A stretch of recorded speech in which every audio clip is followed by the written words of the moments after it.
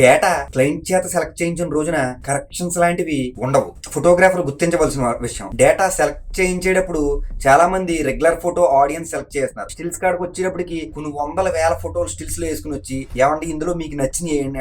అది మనకి నచ్చిన వేసిన క్లయింట్ కి నచ్చాలనే ఉంది. నాకు నచ్చిన స్టిల్స్ క్లయింట్ కి నచ్చాలనే ఉంది. అది మీకైనా ఎదురవుతుంది. అందుకు స్టిల్స్ కూడా సెలెక్టెడ్ గా చేయండి. అది ఎన్ని స్టిల్స్ సెలెక్ట్ చేయించాలన్న దాన్ని బట్టి కూడా ఉంటుంది. మీరు ఆల్బమ్ షీట్లు 20 షీట్ల ఆల్బమ్కి మనకి 10 స్టిల్స్ సరిపోతున్నాయి అప్రాక్సిమేట్లీ. ఆ 10 స్టిల్స్ సెలెక్ట్ చేయించాలి. మీరు 500 ఫోటోలు తీసి ఉండొచ్చు.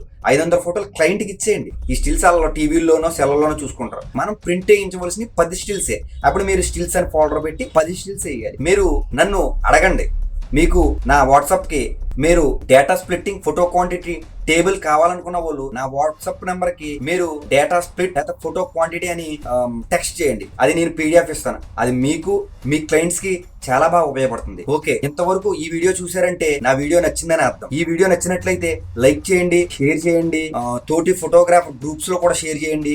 అలాగే ఈ వీడియో సేవ్ చేసుకోండి. మీకు మళ్ళీ నేను ఎప్పుడైనా అవసరం వచ్చి ఉపయోగపడతాను. సదా మీ సేవలో మీ భాస్కర్ యాడ్స్. నా ఫోన్ నెంబర్ 9866698709. జై హింద్.